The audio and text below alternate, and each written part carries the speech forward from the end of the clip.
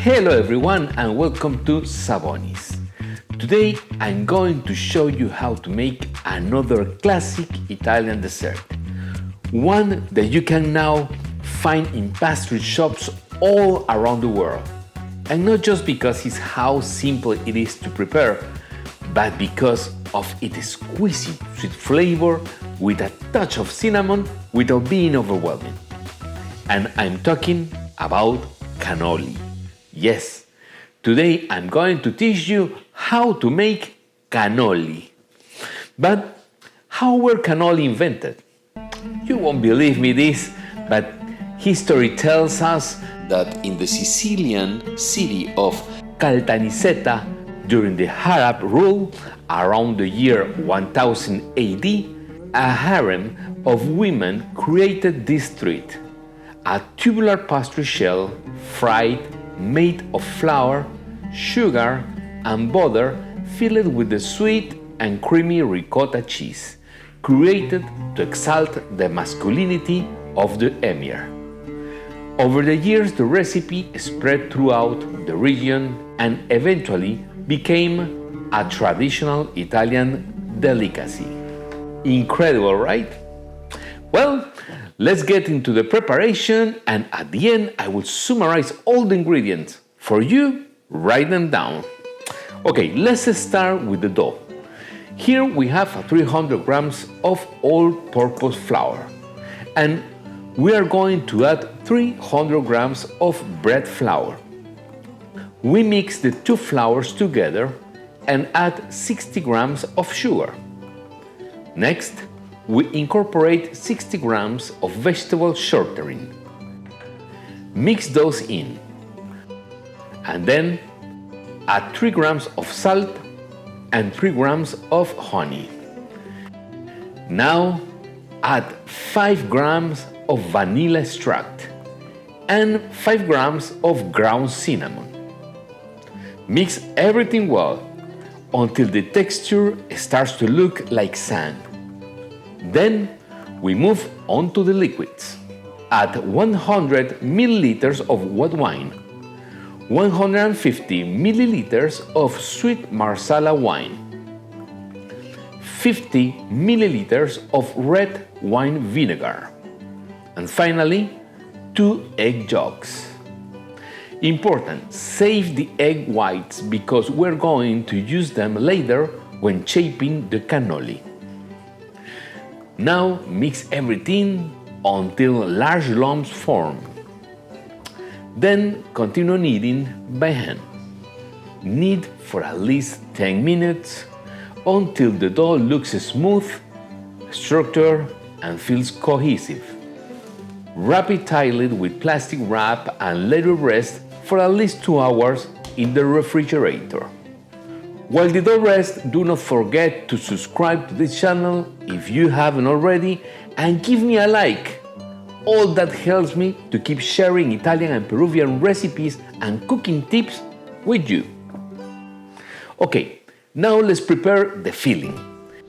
I previously placed 500 grams of fresh ricotta cheese in a strainer to let some water drain out. The drier the ricotta, the better, because it makes a more compact filling. But if you can't, that's fine. The only difference is the filling will be a little looser. To the ricotta, add 100 grams of powdered sugar and 5 grams of ground cinnamon and mix well.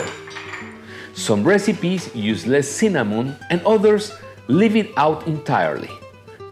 But in this version, I'm including. And to make it better, I'm adding 50 grams of chocolate chips, so you can get them in every bite. Taste the filling to make sure it's sweet enough. Remember, always taste. Once the filling is ready, I bring 2 tall glasses and 2 piping bags. I place the piping bags in the glasses to hold them up, then fill them halfway so they are easier to handle later. That's why I divide the filling in 2 bags. Once ready, I refrigerate them until it's time to fill the cannoli. Now let's shape the cannoli. Take the dough and cut off about 1/4 of it. Flatten it slightly with a rolling pin. Then pass it out the pasta machine on the widest setting. Fold it to get a more rectangular shape that matches with the width of the machine. I cut the dough in half to make it easier to work with.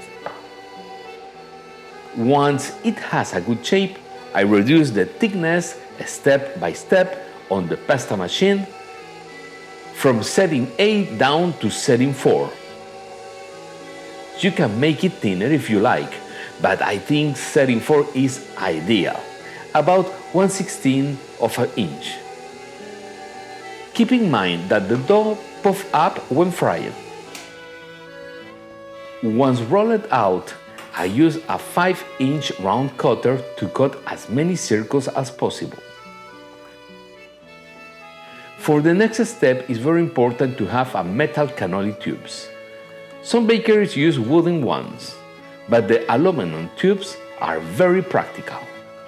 We will use them today for cannoli, and in the future videos I will show you other pastries that use these molds. Here's where the egg whites come in. Take one dough circle, wrap it around the tube, and seal the edge with a little egg white. Brushing egg white on both sides of the seam makes it stick much better. It's very important that the seam is well sealed so it doesn't open while frying. Once this batch is done, cover them and repeat with the rest of the dough. I only have 20 tubes, so I keep the extra dough circles covered so they don't dry out until I free up more tubes. I never leave dough uncooked. Once I start, even if I don't fill them all right away, I fry them, store them in a bag in the fridge, and they are ready to be filled later for a quick dessert. For frying, heat the oil to 350 degrees Fahrenheit, the minimum temperature to fry slowly until golden brown. The pot doesn't need to be very large, but it will be deep enough so the cannoli can float without touching the bottom. Once the oil reaches temperature, fry the cannoli for 3 to 5 minutes until golden. They cook quickly, but what we want is the beautiful golden color. I will put just one to show how the process looks. You see how the dough puffs up as the air bubbles from inside. Rotate them carefully so they fry evenly. When golden, remove and drain them until cool. Then gently tap or slide the tube out, leaving the classic hollow shell. Isn't it beautiful? Once all the cannoli are fried, it's time to fill them. This dough gave me 26 shells because I rolled it into setting number 4. If I had rolled it thinner, I could have made even more. I know the filling is only enough for about 12 cannoli, but that's fine. I'll save the rest of the shells to fill another time, maybe at lunch or when guests come over. Look at this golden, puffed and very crisp. Here's what I have prepared to decorate them: dried cranberries, candied orange peel, chocolate chips, and powdered sugar. Now let's fill the cannoli. The trick is to pipe the filling starting from the middle outward, then from the other side, middle outward again. Once filled with the sweet ricotta, decorate the ends. Here I'm using chocolate chips. I will fill a few, then decorate them in batches.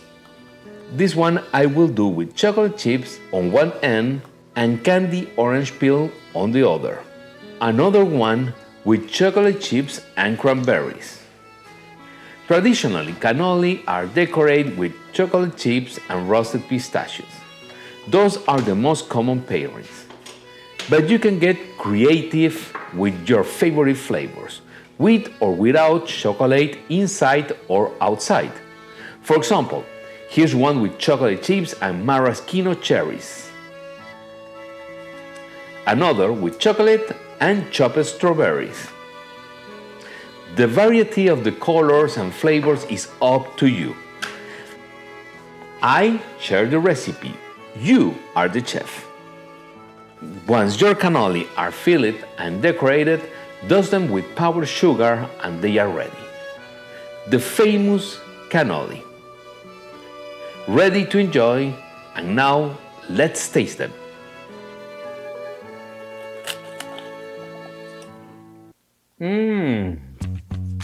Delicious.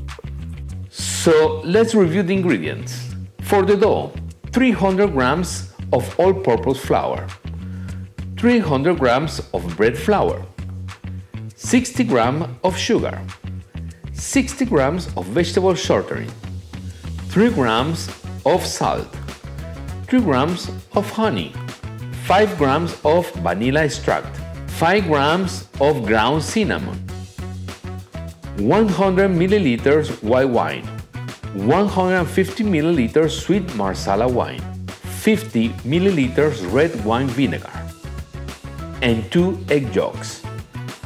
For the filling, 500 grams fresh ricotta cheese, 5 grams ground cinnamon, 150 grams powdered sugar, 50 grams of chocolate chips. I hope you enjoyed this recipe and you make it at home. Do not forget to comment how yours turned out. Ask me questions or suggest any special recipe you'd like me to share. I'll see you in the next video, and remember what Nonna Savoni used to say: authentic flavors are never forgotten. They always stay in our memory. Arrivederci!